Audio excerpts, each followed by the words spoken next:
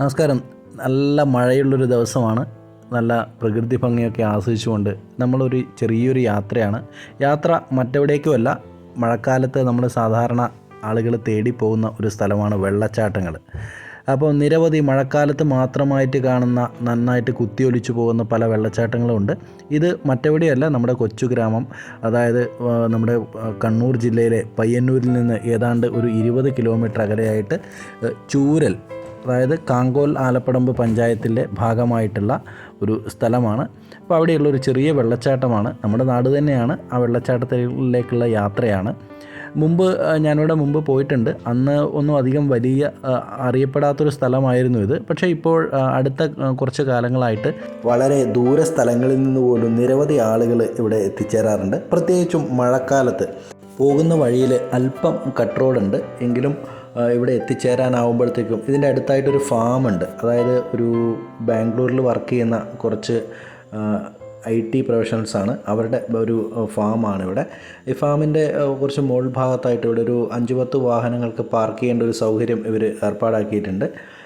പൊതുവെ ഒരു ചെരുവായിട്ടുള്ളൊരു സ്ഥലമാണ്. അപ്പോൾ അങ്ങോട്ടുള്ള പോകേണ്ടത് ഈ ഫാമിൻ്റെ സൈഡിൽ കൂടെയാണ് പോകേണ്ടത്. അപ്പോൾ ഇതിലേക്കുള്ള വഴി വളരെ ഇടുങ്ങിയ ഒരു വഴിയാണ്. അപ്പം കൂടുതൽ ആളുകൾ ഒരേ സമയം വന്നു കഴിഞ്ഞാൽ കുറച്ചൊരു കൺജസ്റ്റഡ് ആയിട്ട് ഫീൽ ചെയ്യും. ഇവിടുത്തെ ഈ ഫാമിൽ പശുക്കളാണ് മെയിനായിട്ടുള്ളത്. പശു, അതുപോലെ തന്നെ വിവിധ ഇനത്തിൽപ്പെട്ട ആടുകളുണ്ട്, അതുപോലെ കോഴികൾ, താറാവുകൾ, വാത്തുകൾ, അരയന്നങ്ങൾ, അതേപോലെ തന്നെ കുതിര, ഇതൊക്കെയുണ്ട്. മുയലുകൾ, നായ്ക്കൾ, അങ്ങനെ നിരവധിയായിട്ടുള്ള വളർത്തു മൃഗങ്ങൾ ഇവിടെയുണ്ട്. അപ്പോൾ കുട്ടികൾക്കൊക്കെ അത് വളരെ കൗതുകമായിട്ടുള്ള ഒരു കാഴ്ചയായിരിക്കും. അപ്പോൾ അതിലൂടെ കഴിഞ്ഞ് വളരെ ഇടുങ്ങിയൊരു വഴിയിലൂടെ പോകുമ്പോൾ നമുക്ക് ഈ ഒരു വെള്ളച്ചാട്ടത്തിൻ്റെ സൈഡിലേക്ക് എത്താൻ വേണ്ടി പറ്റും. അപ്പം ഈ വെള്ളച്ചാട്ടം ഇത്തരത്തിലുള്ള തോടുകളും അതുപോലെ വെള്ളച്ചാട്ടങ്ങളൊക്കെ നമ്മുടെ പഞ്ചായത്തിൻ്റെ ആയിരിക്കും. പക്ഷേ എങ്കിൽ പോലും ഇതിലേക്ക് പ്രവേശിക്കാൻ വേണ്ടിയിട്ട് നമ്മുടെ ഈ ഒരു ഫാമിൻ്റെ ഉടമസ്ഥതയുള്ള ഈ സ്ഥലം വഴിയാണ് നമ്മൾ പോകേണ്ടത്. അവരതിന് പ്രത്യേകിച്ച് ചാർജോ കാര്യങ്ങളൊന്നും ഈടാക്കുന്നില്ല.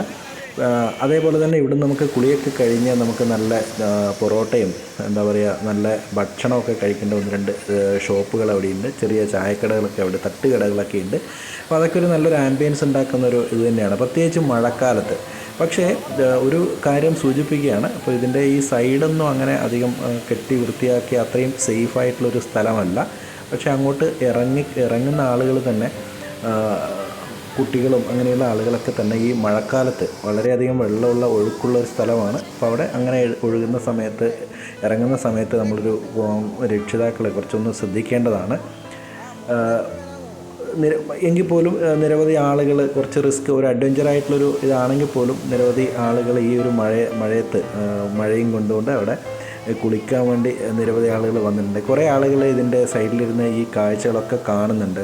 അപ്പം എന്തുകൊണ്ടും പ്രകൃതി ഭംഗിയെല്ലാം ആസ്വദിച്ചുകൊണ്ട് നമുക്ക് നമ്മുടെ നാട്ടിൽ തന്നെയുള്ള ഇത്തരത്തിൽ നിരവധിയായിട്ടുള്ള വെള്ളച്ചാട്ടങ്ങളും അതുപോലെ തന്നെ നാച്ചുറൽ റിസോഴ്സസ് നിരവധിയുള്ളൊരു സ്ഥലമാണ് നമ്മുടെ കൊച്ചു കേരളം.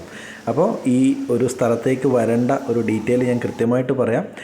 പയ്യന്നൂർ റെയിൽവേ സ്റ്റേഷൻ അല്ലെങ്കിൽ ബസ് സ്റ്റാൻഡിൽ നിന്ന് ഏതാണ്ട് ഒരു 20 കിലോമീറ്റർ ദൂരെ, അതായത് പുളിങ്ങോം, മാത്തിൽ ആ ഭാഗത്തേക്കാണ് പോകേണ്ടത്. അപ്പം ഈ ഒരു ചൂരൽ എന്ന് പറയുന്ന സ്ഥലത്ത്, ഈ പയ്യന്നൂർ ചെറുപുഴ റൂട്ടിലുള്ള ചൂരൽ എന്ന സ്ഥലത്ത്, ആ ചൂരലിൽ നിന്ന് ചൂരൽ ടൗണ് കഴിഞ്ഞ ഉടനെ തന്നെ ലെഫ്റ്റിലേക്ക് ഒരു ചെറിയ വഴിയുണ്ട്. ആ ടാറിട്ട വഴിയാണ്.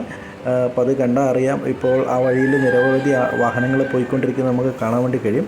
അപ്പോൾ അവിടെ നിന്ന് ഏതാണ്ട് ഒരു 2-2.5 കിലോമീറ്റർ വന്നു കഴിഞ്ഞാൽ നമുക്ക് ഈ ഒരു സ്ഥലത്ത് ഡെസ്റ്റിനേഷനിൽ എത്താൻ വേണ്ടി പറ്റും. ഞാൻ ഇത്രയും പറഞ്ഞിട്ടും ഇതിൻ്റെ പേര് പറഞ്ഞിട്ടില്ല.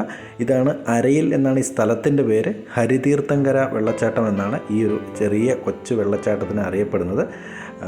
അപ്പോൾ ഇനി നിങ്ങൾ ഈ വഴിക്ക് പോകുന്ന ആളുകളൊക്കെ നമുക്കൊരു കണ്ട് ആസ്വദിക്കാൻ പറ്റിയ ഒരു നല്ല സ്ഥലമാണ്.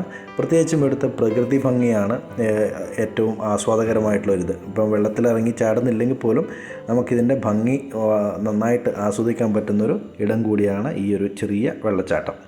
അപ്പോൾ മറ്റൊരു വിശേഷവുമായിട്ട് വീണ്ടും കാണാം. എല്ലാവർക്കും നന്ദി.